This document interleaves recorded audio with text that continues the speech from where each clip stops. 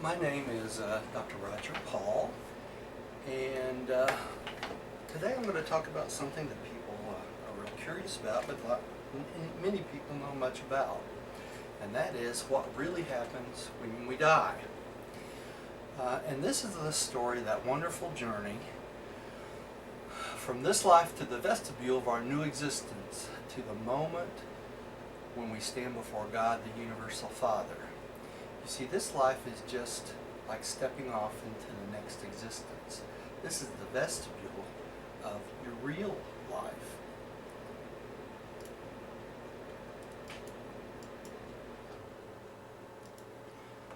Death is really a transition.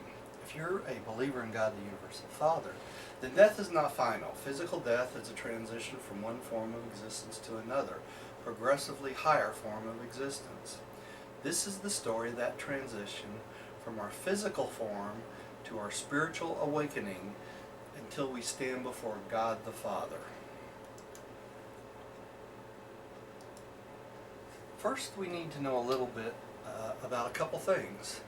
First, the father fragment, or what we call the thought adjuster. And the picture behind me is a representation of Divinington.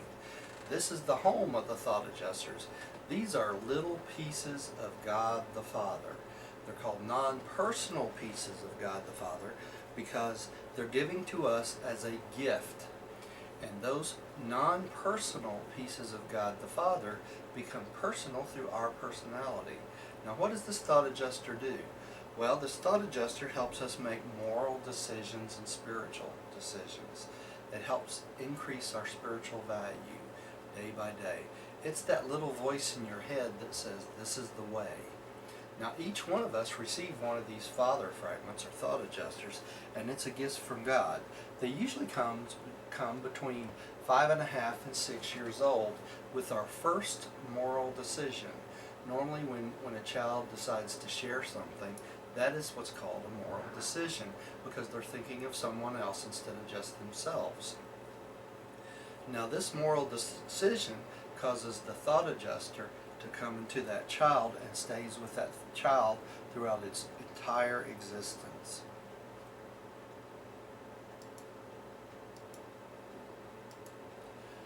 The next thing we need to think about is what's called the guardian angels, or guardians of destiny. Normally, the guardians of destiny are chosen from a group of seraphim that's assigned to this planet. And these seraphim all vie for this position as a guardian of destiny or guardian of angel.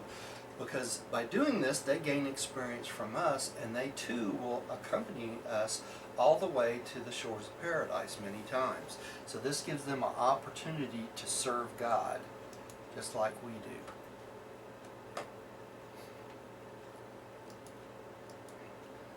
Guardian angels after death.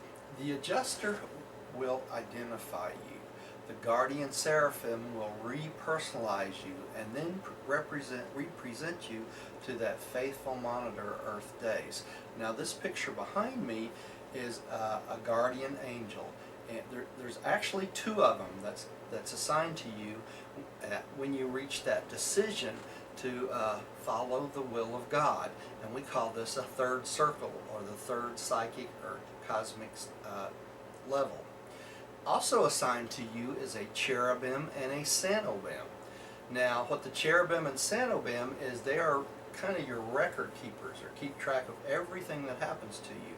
And so does the complement of the guardian angel when both the angels are on duty at the same time. So we have a primary and a secondary guardian angel all the time. There's also what's called a group guardian. Now, group guardians may take care of multiple people up until the time they make that decision to follow the will of God in their lives. And they may take care of hundreds or even thousands of individuals. The group guardians may serve on a planet age after age and eventually become custodians of the slumbering souls of thousands upon thousands of sleeping survivors. They can so serve on many different worlds in a given system, since the resurrection response occurs on the mansion worlds. It is indeed an epic in the career of an ascending mortal when he's first awakened on the shores of the mansion world for the first time, actually to see your long-loved and ever-present angelic companions of Earth days. There is also to become truly conscious of the identity and the presence of the divine monitor, or the thought adjuster, who so long indwelt your mind on Earth. Such an experience constitutes a glorious awakening, a real resurrection. And of course, when you awaken on that mansion world, all your family have been notified to meet you at that particular resurrection hall, so you'll be comfortable. All your loved ones that's gone on before you will be there to greet you. Let's talk about the mansion worlds.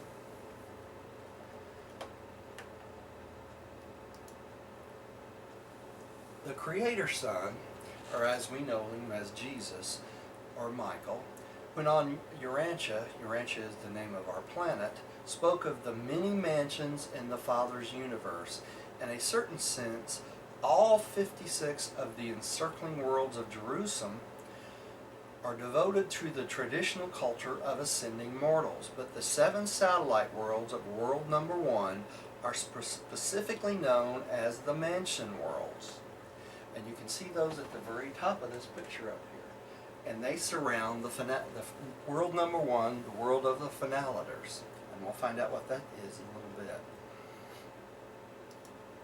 John the Revelator saw a vision of a class arriving of advancing mortals from the 7th mansion world to the 1st heaven, it's called. The glories of Jerusalem, he recorded, and I saw as it were a sea of glass mingled with fire, and those who had gained the victory over the beast that was originally in them, and over the image that persisted through the mansion worlds, and finally over, and finally over the last mark and trace standing on the sea of glass, having the harps of God and singing the songs of deliverance from mortal fear and death. Now, what are these harps of God? They are a mechanism that allows us to understand other beings and the space broadcasts. The perfected space communication is to be had on all these worlds, and your anywhere reception of such communication is made possible by carrying the harp of God, a Morancha contrivance compensating for the inability to directly adjust the immature Morancha sensory mechanisms to the reception of the space communications. And here is a representation of the finaliter world and the 7 mansion worlds, and you can see Jerusalem up in the corner. The resurrection of sleeping survivors after death.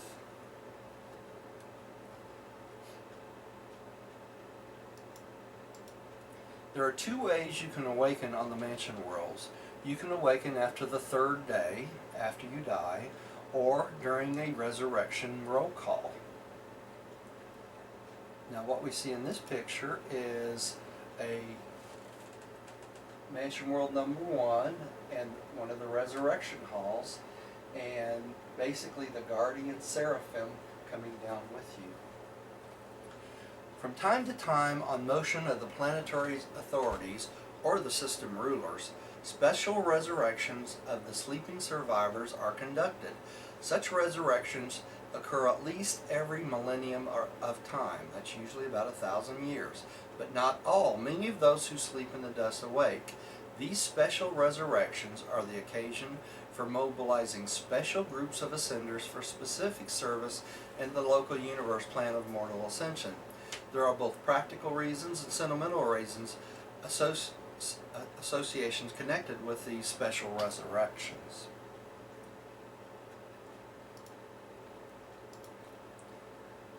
Mortals of the dispensational or group order of survival, in other words, they're resurrected in groups, with the arrival of the first adjuster on an inhabited world, the guardian seraphim also make their appearance.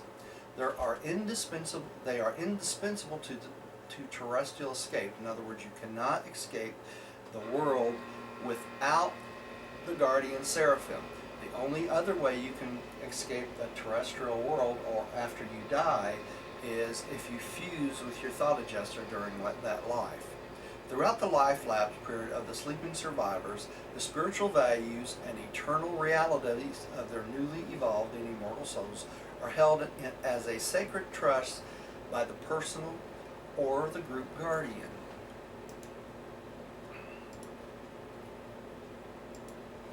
Thus are the sleeping survivors of a planetary age repersonalized in the dispensational roll calls.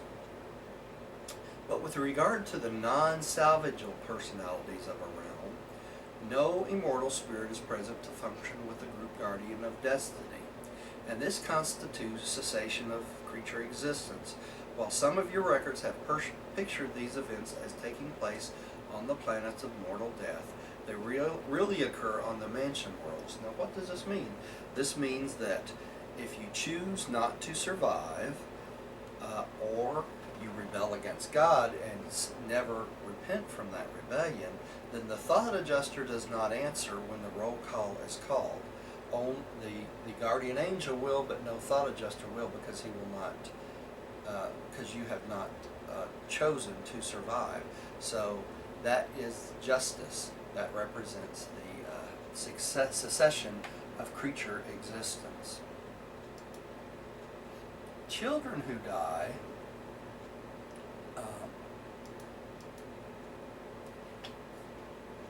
who are too young to have thought adjusters are repersonalized on the finaliter world of the local system, concomitant with the arrival of either parent on the mansion world. A child acquires physical entity at birth, but in the matter of survival, all adjusted children are reckoned as still attached to their parents. So, the first parent of the pair to be repersonalized on the mansion worlds, at that same time, any child that's died before they've reached their adjuster or they've reached the age of decision is repersonalized at the time of the parent. And they continue their existence from that point. In due course, thought adjusters come to indwell these little ones. While the seraphic ministry to both groups of the probationary dependent orders of survival is in general similar to that of one of the more advanced parent, or is equivalent to that of the parent in case only one survives. Those attaining the third circle, regardless of the status of their parents, are accorded personal guardians. So if any child makes the decisions to follow the will of God and reaches the third circle, they will be repersonalized regardless of when their parents get there. Similar probationary nurseries are maintained on the finaliter spheres of the constellation and the universe headquarters for the adjustless children of the primary and secondary modified orders of ascendant.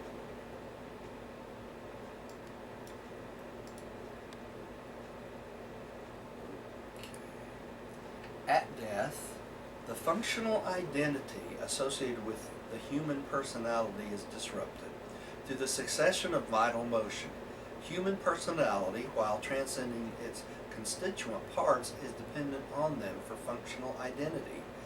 The stoppage of life destroys the physical brain patterns for mind endowment, and the disruption of mind terminates mortal consciousness.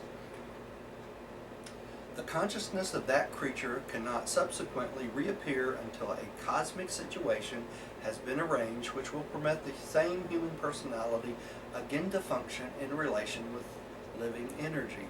In other words, once the physical brain is destroyed, it must have a new vehicle to repersonalize. And that's exactly what happens on the mansion worlds.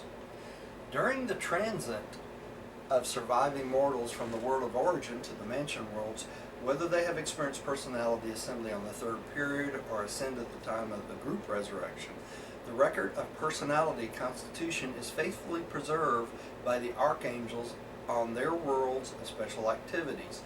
These beings are not the custodians of personality as the guardian seraphim are of the soul, but it is nonetheless true that every identifiable factor of personality is effectually safeguarded in the custody of these dependable trustees of mortal survival. As to the exact whereabouts of the mortal personality during the time intervening between death and survival, we do not know. The situation which makes repersonalization possible is brought about in the resurrection halls of the Morancha receiving spheres, the planets of the local universe. Here in these life assembly chambers, the supervising authorities provide that relationship of universe energy, Morancha, mindal, and spirit which makes possible the reconsciousizing of a sleeping survivor. The reassembly of the constituent parts of a one-time material personality involves three factors. 1. The fabrication of a suitable form. This is called a Morancha energy pattern, in which the new survivor can make contact with non-spiritual reality, planets and things like that, and within which the Morancha variant of the cosmic mind can be inserted. 2. The return of the adjuster to the waiting Morancha creature. The adjuster is the eternal custodian of your ascending identity. Your monitor is the absolute assurance that you yourself and not another will occupy the Morancha form created for your personality awakening. And the adjuster will be present at your personality reassembly to take up once more the role of your paradise guide to your surviving self. And it's the adjuster that you eventually fuse with. 3. When these prerequisites of repersonalization have been assembled, the seraphic guard, custodian of the personalities of the slumbering immortal soul, with the assistance of numerous cosmic personalities, bestows this Morancha entity upon and in the awaiting Morancha mind-body form, while committing this evolutionary child of the Supreme to eternal association with the awaiting adjuster. And this completes the repersonalization, reassembly of memory, insight, and consciousness of identity. And this happens on Mansion World number 1 for many, many people.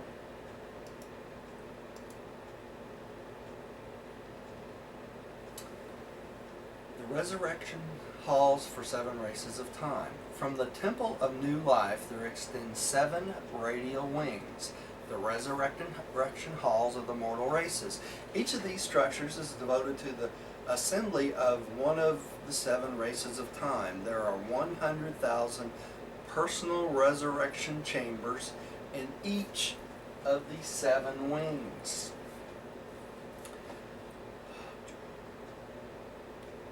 Terminating in a circular class, the assembly halls would serve as the awakening chambers for as many as 1 million individuals.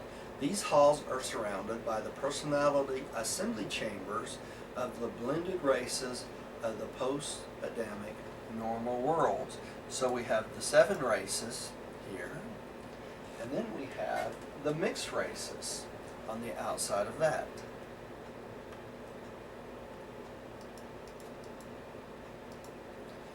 The fact of repersonalization consists in the seizure of the encircuited Morancha phase of the newly segregated cosmic mind by the awakening human self. The phenomena of personality is dependent on the persistence of the identity of selfhood, reaction to the universal environment, and this can only be effected through the medium of mind. Selfhood persists in spite of a continuous change in all the factor components of self. In the physical life, the change is gradual. At death and upon repersonalization, the change is sudden. The true reality of all selfhood, personality, is able to function responsively to universe conditions by virtue of the unceasing changing of its constituent parts. Stagnation terminates in inevitable death. Human life is an endless change of factors of life, unified by the stability of the unchanging personality. So your personality stays the same through all these changes and through your Morancha resurrection.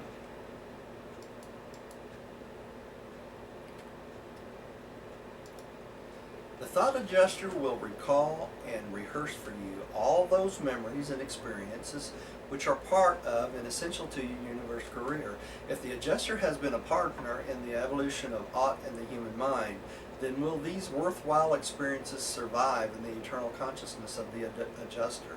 But much of your past life and its memories, either having neither spiritual meaning or Morancha value, will perish with the material brain. Much of the material experience will pass away as one-time scaffolding of which have bridged you over to the Morancha level to no longer serves a purpose in the universe. But personality and relationships between personalities are never scaffolding.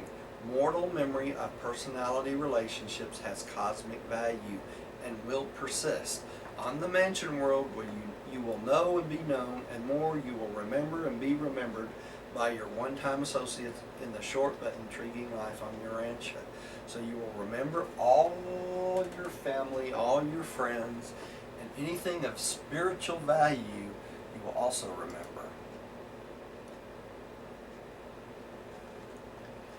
Just as a butterfly emerges from the caterpillar stage, so will the true personalities of human beings emerge on the mansion worlds, for the first time revealed apart from their one-time enshroudment in the material flesh. The Morancha career in the local universe has to do with the continued elevation of the personality mechanism from the beginning Morancha level of soul experience up to the final Morancha level of progressive spirituality. On the first mansion world, all survivors must pass the requirements of parental commission on their native planets. The present Urantia Commission consists of 12 parental couples recently arrived who have had mortal experience in rearing 3 or more children to the pubescent age. Service on this commission is rotational and is for only 10 years as a rule. All who fail to satisfy these commissioners as their parental experience must further qualify by service in the homes of the material sons on Jerusalem or in the probationary nurseries on the finale of the world. So if you miss the opportunity of raising children on this planet, Urantia or Earth, you must fill this commission when you get to the mansion worlds and raise children. Now, you probably wonder, whose children will I raise? Many of these children are those whose parents either did not survive or the parents get to the mansion worlds and choose not to go ahead and raise the rest of their children because they've already gotten their quota in. So they allow other beings and other people to come and raise these children up to the age of decision. So if you do not have children, don't worry, you'll have the opportunity to do this once you get to the mansion worlds. Mansion world number 2 more specifically provides for the removal of all phases of intellectual conflict and for the cure of all varieties of mental disharmony. The effort to master the significance of Morancha Moda began on the first mansion world, is here more earnestly continued. The development on Mansonia number 2 compares with the intellectual status of the post-magisterial sun culture of the ideal evolutionary worlds. And on mansion world number 2, you're allowed to visit Morancha world, the Morancha world, which is one of the other planets that surround Jerusalem.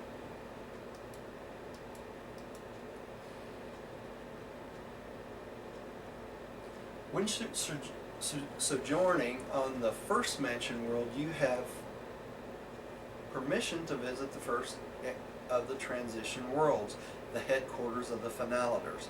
The Finaliters are beings who have made it all the way to paradise, stood before God the Father, and have been declared final in their efforts, and that's why they're called finalitors. They come back out to the universes and serve helping out as teachers.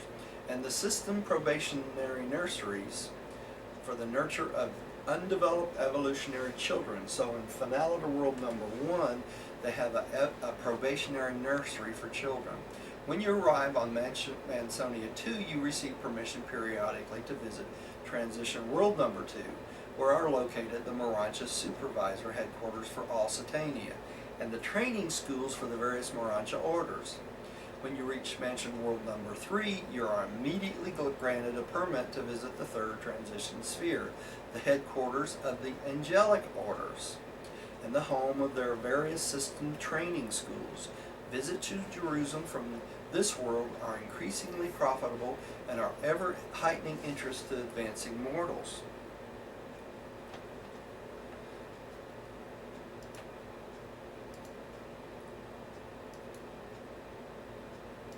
When you arrive on the fourth mansion world,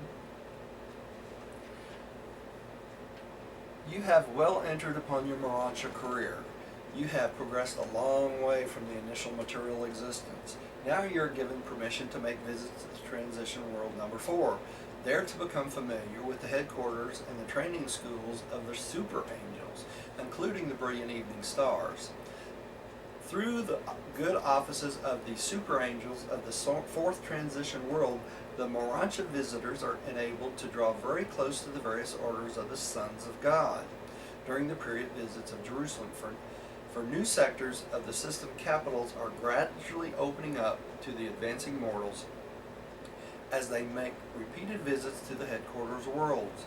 The grandeurs are progressively unfolding to the expanding mind of these ascenders.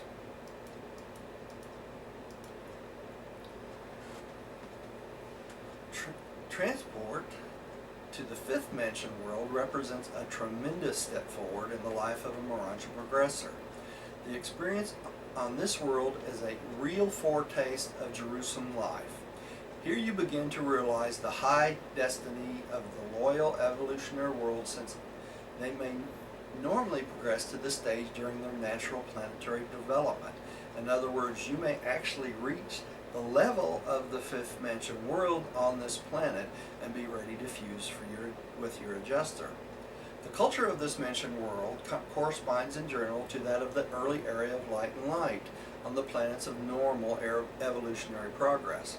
And from this you can understand why it is so arranged that the highly cultured and progressive types of beings who sometimes inhabit these advanced evolutionary worlds are exempt from passing through one or more or even all the mansion spheres. Now, what is this era of light and life, you ask?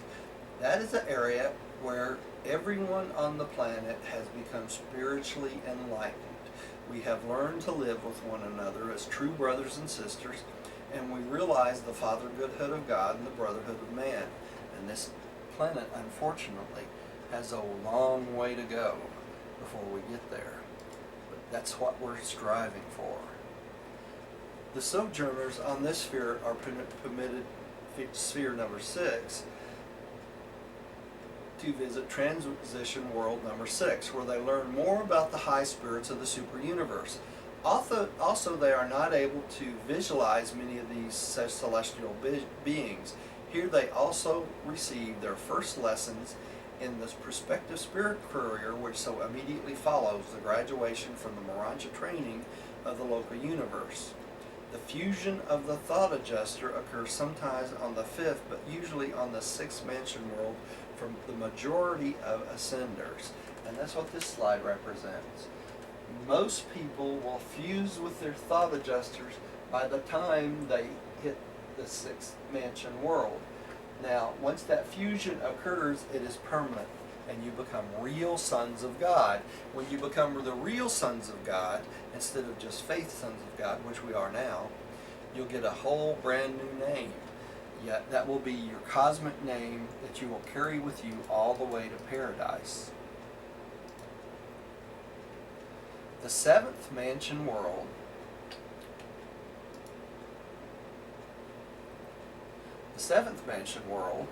The experience on this sphere is the crowning achievement of the immediate post-mortal career.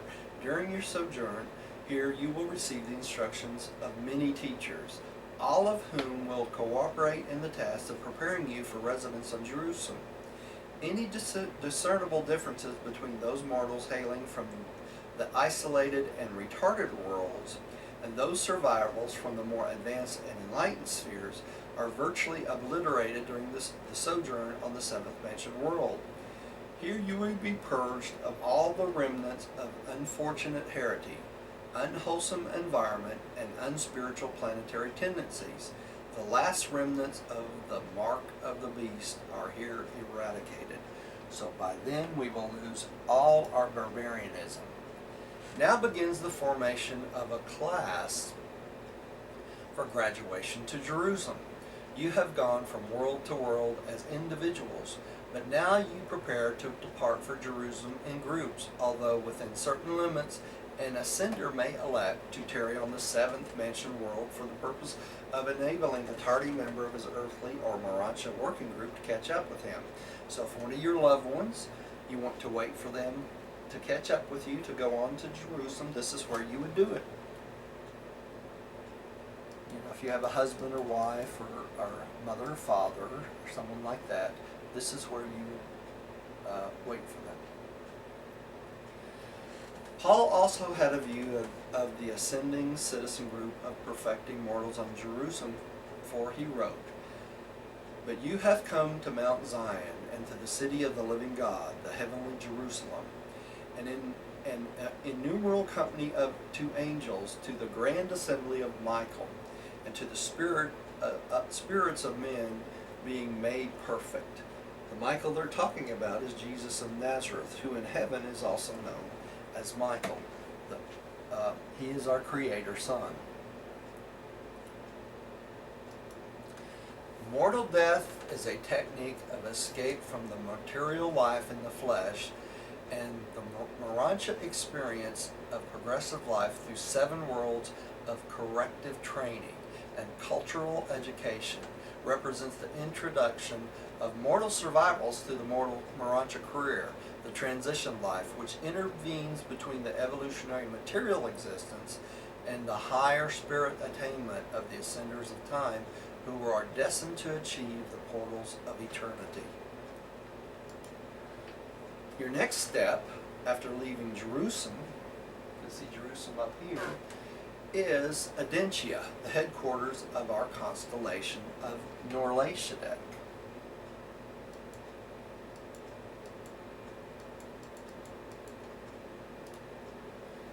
These 700 minor worlds are technical spheres of practical education in the working of the entire local universe and are open to all classes of intelligent beings. These training schools of special skill and technical knowledge are not conducted exclusively for ascending mortals, although Marancha students constitute by far the largest group of those who attain these courses of training.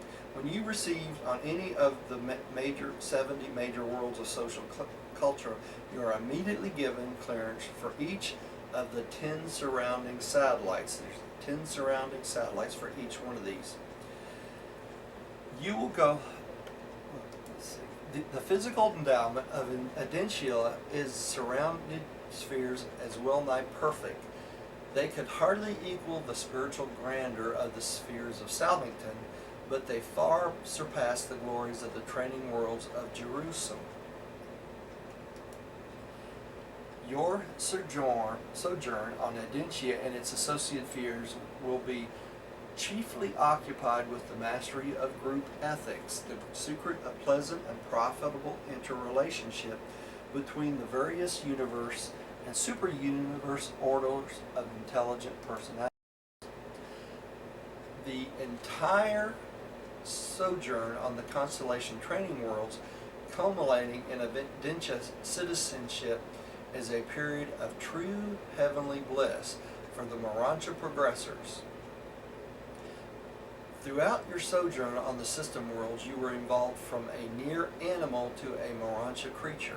You were more material than spiritual. On the Southington spheres, you will be evolving from a Morancha being to the status of a true spirit. You will be more spiritual than material. But on Adentia, ascenders are midway between the former and their future estates, midway in the passage from evolutionary animal to ascending spirit. During your whole stay on Adentia, its worlds, you are as the angels. You are constantly progressing, but all the while maintaining a general and typical Morancha status.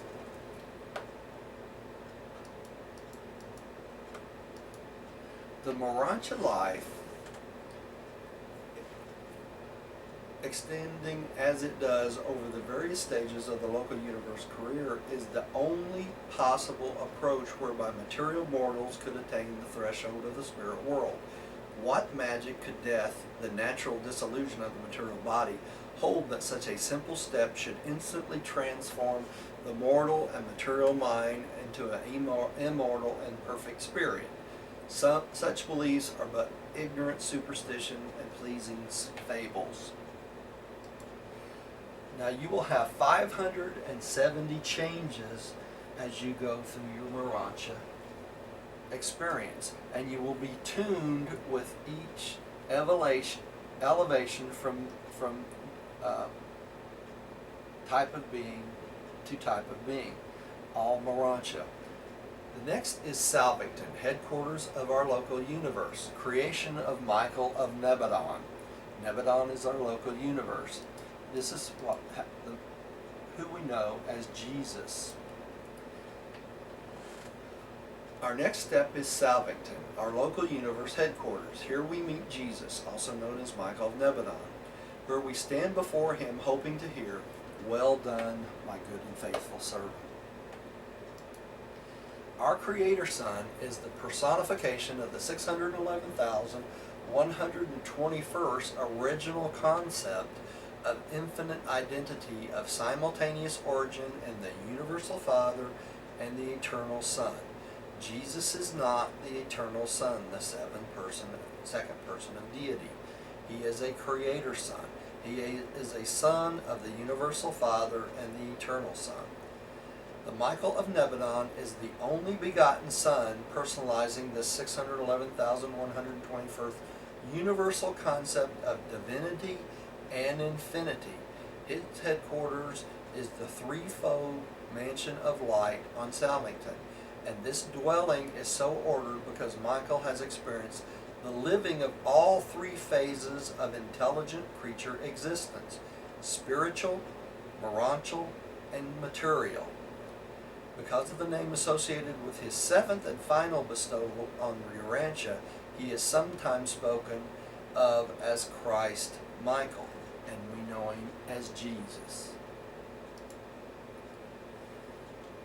And on the day when you are preparing to leave for the Salvington career, you will pause and look back on one of the most beautiful and most refreshing of all your epics in the training of this side of paradise. But the glory of it all augments you as you ascend inward and achieve increased capacity for enlarged appreciation of divine meanings and spiritual values. And this is a picture of Salvington and the spheres that surround all its satellite. These are what's called architectural spheres.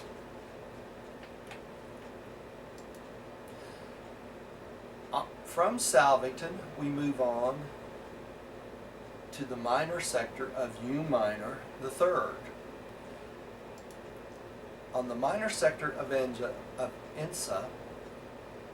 that's our minor sector's name, ascenders become first stage spirits. And this is an illustration of a first stage spirit. That's why this little one dash is here. Okay.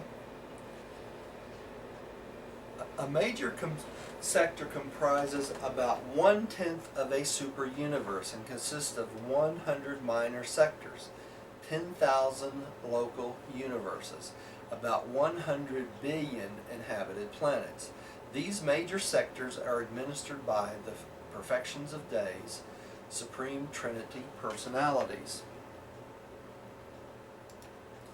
The minor sector of INSA consists of 100 local universes and has its capital called U minor the third.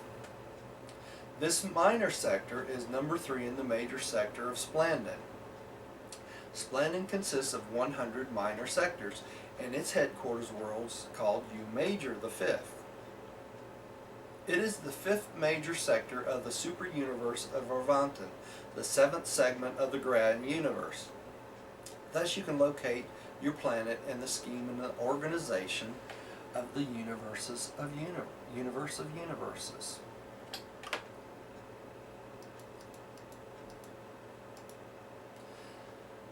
The grand universe number of your world, Urantia, is 5,342,482,337,666. That is the registry number on Uversa and on Paradise. Your number in the catalog of inhabited worlds, I know the physical sphere registry number, but it is such an extraordinary size that it's of little practical significance to the mortal mind. Your planet is a member of an enormous cosmos. You belong to a well-nigh infinite family of worlds, but your sphere is just as precisely administered and just as lovingly fostered as if you were the only inhabited world of all existence.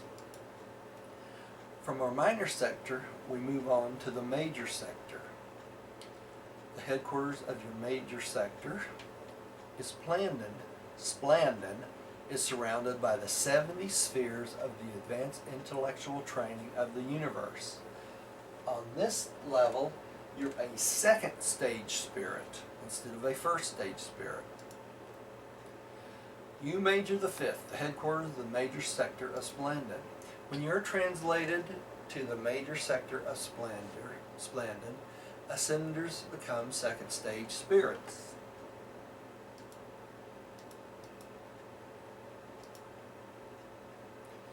As the magnificent satellites of Uversa are concerned with your final spiritual preparation for Havona, so are the 70 satellites of U major the fifth devoted to your super universe intellectual training and development from all Orvanton. Here are gathered together the wise beings who labor entirely to prepare the mortals of time for their further progress towards the career of eternity. Most of this training of ascending mortals is conducted on the 70 study worlds, which surround U major the fifth. That's what this is here.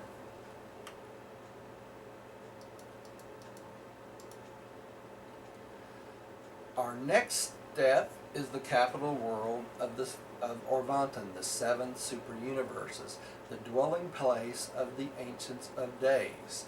And if you look at this picture, this is Jerusalem. We're way out here on the edge. This is Urantia. We go to the mansion worlds, to Jerusalem, to the minor and major sectors, and then to Uversa, who is the capital of the 7th super universes. See, there's 7 super universes that surround Paradise. And this is the dwelling place of the Ancients of Days. Uversa is the capital of Orvanton. Uversa is the spiritual and administrative headquarters for approximately 1 trillion inhabited worlds. The glory, grandeur, and perfection of the Orvanton capital surpass any of the wonders of the time-space creations.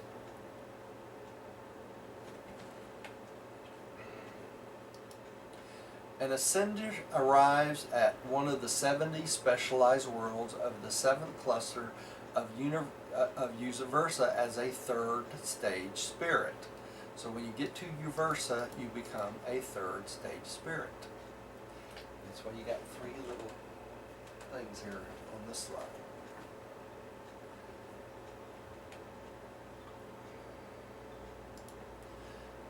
The primary Sakanafin prepares an ascender to depart from the shores of Uversa from Havona. This is a primary Sakanafin, and he prepares you to be transported from Uversa to the very first shore of Havona, the billion worlds of Havona. There are 7 circuits of 1 billion Havona worlds. Skipped over it. And that's what it looks like. All 7 circuits right here. And these are different amounts of planets that surround paradise.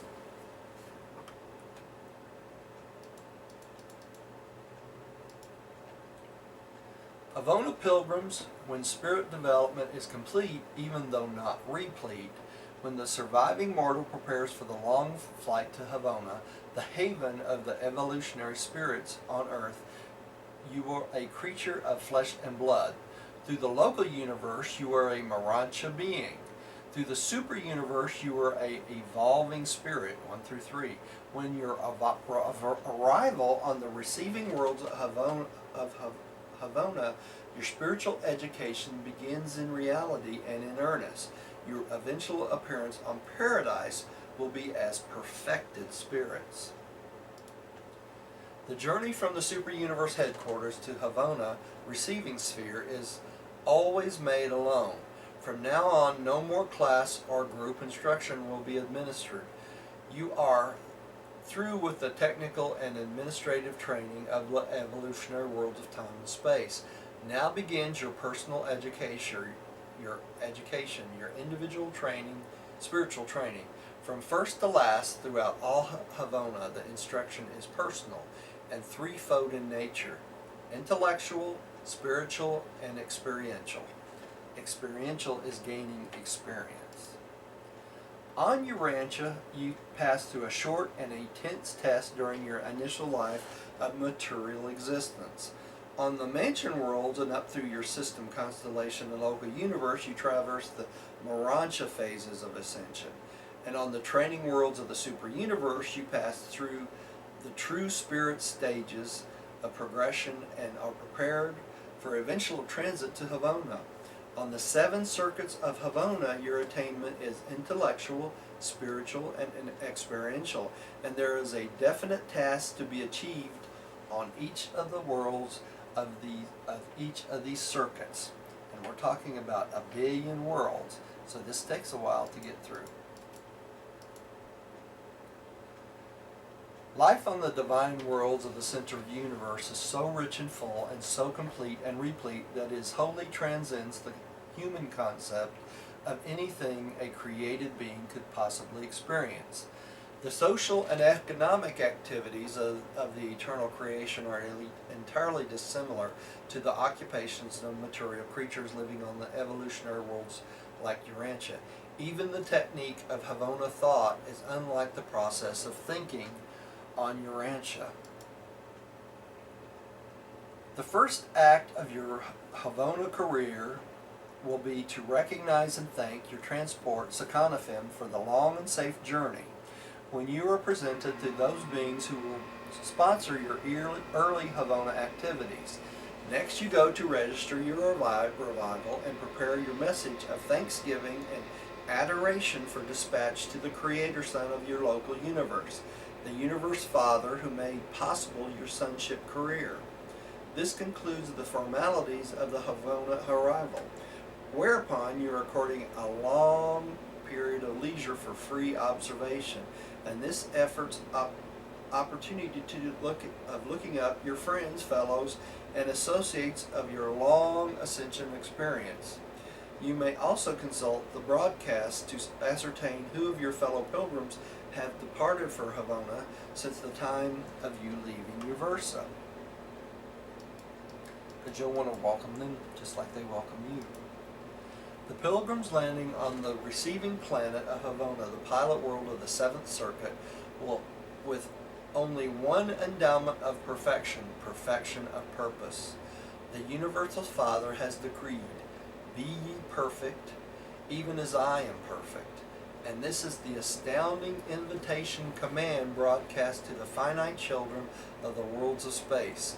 The promulgation of that injunction has set all creation astir, and the cooperative effort of the celestial beings to assist in bringing about the fundamental and realization of that tremendous command of the first great source and center, God the Father.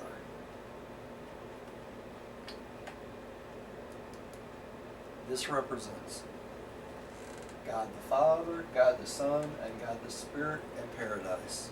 From the inner circuit of the ascending pilgrims pass inward to paradise residence and admission to the core of finality. Paradise, the home of the universal Father, the eternal Son, and the infinite Spirit. Between the central isle of paradise and the innermost of the Havona planetary circuits, there are situated in space 3 lesser circuits of specialized spheres. The innermost circuit consists of the 7 secret spheres of the universal Father. This is where the thought adjusters come from. That's that first circuit. The second group is composed of the 7 luminous worlds of the eternal Son. These are the spirit-based spheres for the eternal Son. In the outermost of the 7 immense spheres of the infinite Spirit, the executive headquartered worlds of the 7 master spirits, and this is where the mind spirit originates, the mind circuit. Paradise is the home and Havona, the workshop and playground of finaliters, and every God-knowing mortal craves to be a finaliter. These are the 7 world circuits of the Father and the Son and the Spirit, are spheres of unexcelled grandeur and unimagined glory. Even their material or physical construction is in an order unrevealed to you. Each circuit is diverse in material, and each world of each circuit is different, excepting the 7 worlds of the Sun, which are alike in physical constitution. All 21 are enormous spheres, and each group of the 7 is differently eternalized. As far as we know, they have always been. Like paradise, they are eternal. There exists neither record nor tradition of their origin.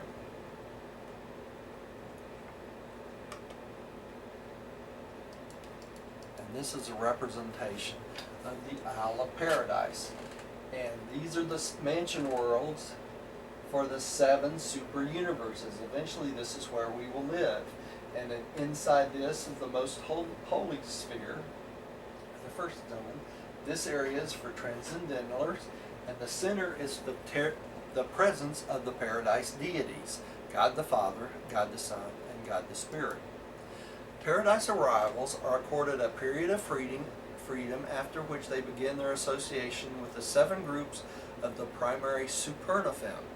They are designated as paradise graduates when they have finished their course with the conductors of worship, and then as finaliters are assigned an observational and cooperative service to the ends of the far-flung creation.